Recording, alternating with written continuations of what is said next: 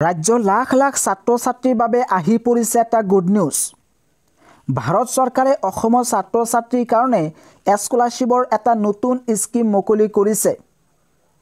এই স্কলাৰশ্বিপৰ বিষয়ে অসমৰ শিক্ষামন্ত্ৰী ডক্টৰ ৰণোজ পেগুৱে সামাজিক মাধ্যমত পোষ্ট কৰিছে। যেহেতু অসমৰ শিক্ষামন্ত্ৰীগৰাকীয়ে পোষ্ট কৰিছে, গতিকে এই স্কলাৰশ্বিপ কোনোপধ্যেই মিছা হ'ব নোৱাৰে। 100% ৰিয়েল স্কলাৰশ্বিপ। আৰু এই স্কলাৰশ্বিপত এপ্লাই কৰাৰ পিছত যদি সিলেক্ট হ'ব পাৰে, তেতিয়াহ'লে ক্লাছ 9 আৰু 10ত পঢ়িলে পাৰ ইয়াৰ 12,000কৈ টকা প্ৰদান কৰিব। এই স্কলাৰশ্বিপৰ বিষয়ে এইটো ভিডিঅ'ৰ জৰিয়তে বিতংকৈ আলোচনা কৰিব বিচাৰিছোঁ।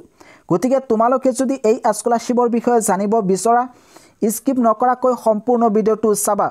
প্ৰথমতে তোমালোকক জনাব বিচাৰিছোঁ, কেৱল মাত্ৰ ক্লাছ 8ত পঢ়ি থকা ছাত্ৰ ছাত্ৰীয়ে এই স্কলাৰশ্বিপৰ কাৰণে এপ্লাই কৰিব পাৰে। গতিকে তোমালোকৰ চিনাকি যদি কোনোবাই ক্লাছ 8ত পঢ়ি আছে, তেতিয়াহ'লে এই ভিডিঅ'টো তেওঁলোকলৈ শ্বেয়াৰ কৰি দিবা। নাইবা তোমালোকৰ যদি কিবা ক্লাছ 8ৰ গ্ৰুপ আছে, তেতিয়াহ'লে সেই গ্ৰুপৰ শ্বেয়াৰ কৰি দিবা, যাতে সকলো ছাত্ৰ ছাত্ৰীয়ে এইটো স্কলাৰশ্বিপত এপ্লাই কৰিব পাৰে আৰু প্ৰতি বছৰ 12,000কৈ টকা লাভ কৰিব পাৰে। ইয়াতে কোৱা হৈছে national means cum merit scholarship scheme. এই স্কিমটো প্ৰভাইড কৰিছে গভৰ্ণমেণ্ট অফ ইণ্ডিয়াই, sponsored by department of school education and literacy, ministry of education, government of India. এই স্কলাৰশ্বিপৰ এলিজিবিলিটি ক্ৰাইটেৰিয়াৰ কথা কোৱা হৈছে যে যিসকল ছাত্ৰ ছাত্ৰীয়ে গভৰ্ণমেণ্ট নাইবা প্ৰভিঞ্চিয়েলাইজড স্কুলৰ ক্লাছ 8ত পঢ়ি আছে, তেওঁলোকে এইটো স্কলাৰশ্বিপত এপ্লাই কৰিব পাৰিব। আৰু তেওঁলোকৰ ফেমিলি ইনকাম 3.5 লাখ নাইবা তাৰ তলত হ'ব লাগিব। ক্লাছ 8ত পঢ়ি থকা ছাত্ৰ ছাত্ৰীয়ে এই স্কলাৰশ্বিপৰ কাৰণে এটা এক্সাম দিব লাগিব। আৰু সেই এক্সামত তেওঁলোকে যদি সিলেক্ট হ'ব পাৰে, ভাল এটা নম্বৰ পায়, তেতিয়াহে ছাত্ৰ ছাত্ৰীক প্ৰতি বছৰ 12,000কৈ টকা দিয়া হ'ব। ইয়াৰ কাৰণে ছাত্ৰ ছাত্ৰীৰ OTR ৰেজিষ্ট্ৰেশ্যন থাকিব লাগিব। যিখন বিদ্যালয়ত পঢ়ি আছে সেইখন বিদ্যালয়ৰ UD স্ক'ৰ থাকিব লাগিব। এইখিনি হ'লেই স্কলাৰশ্বিপত এপ্লাই কৰিব পাৰে।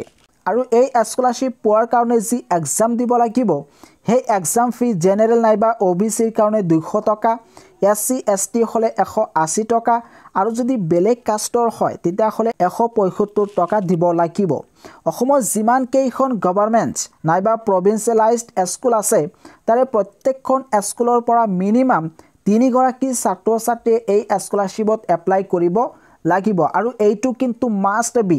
এই স্কলাৰশ্বিপৰ যি এক্সাম হ'ব, সেই এক্সামৰ কাৰণে বাধ্যতামূলক প্ৰত্যেকখন বিদ্যালয়ৰ পৰা এপ্লাই কৰিব লাগিব। গতিকে এই ভিডিঅ'টো তোমালোকে শ্বেয়াৰ কৰি দিবা, যাতে প্ৰত্যেকখন বিদ্যালয়ৰ পৰা ছাত্ৰ ছাত্ৰীয়ে এপ্লাই কৰিব পাৰে। আৰু বিদ্যালয়ৰ টপ 3 অৰ্থাৎ যিসকল ছাত্ৰ ছাত্ৰীৰ ৰিজাল্ট বহুত ভাল, তেনেকুৱা ছাত্ৰ ছাত্ৰীক 3গৰাকী ছাত্ৰ ছাত্ৰীয়ে সম্পূৰ্ণ ফ্ৰীত এই স্কলাৰশ্বিপৰ কাৰণে এপ্লাই কৰিব পাৰিব। অৰ্থাৎ তোমালোকৰ যি ৰোল নম্বৰ 1, 2 আৰু 3, এই 3গৰাকী ছাত্ৰ ছাত্ৰীয়ে সম্পূৰ্ণ ফ্ৰীত এই স্কলাৰশ্বিপৰ কাৰণে এপ্লাই কৰিব পাৰে।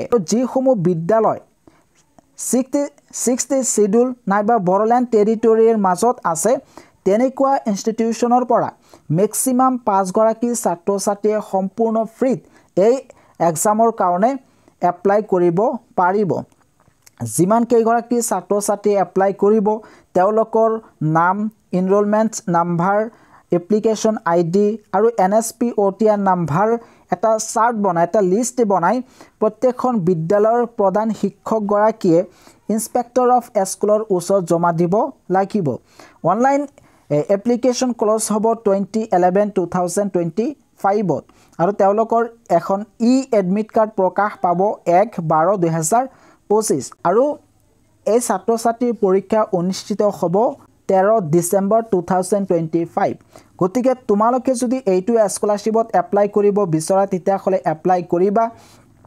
গুগলত গৈ চাৰ্চ কৰিবা vidyarthi.co.in। এইটো অফিচিয়েল ৱেবছাইটত গৈ তোমালোকে এপ্লাই কৰিব পাৰিবা। আৰু এই বিষয়ে যদি পৰৱৰ্তী সময়ত তোমালোকে অধিক জানিব বিচৰা, তেতিয়াহ'লে এই চেনেলটো ছাবস্ক্ৰাইব কৰি থৈ দিবা, যাতে সঠিক সময়ত সঠিক তথ্যবোৰ লাভ কৰিব পাৰা।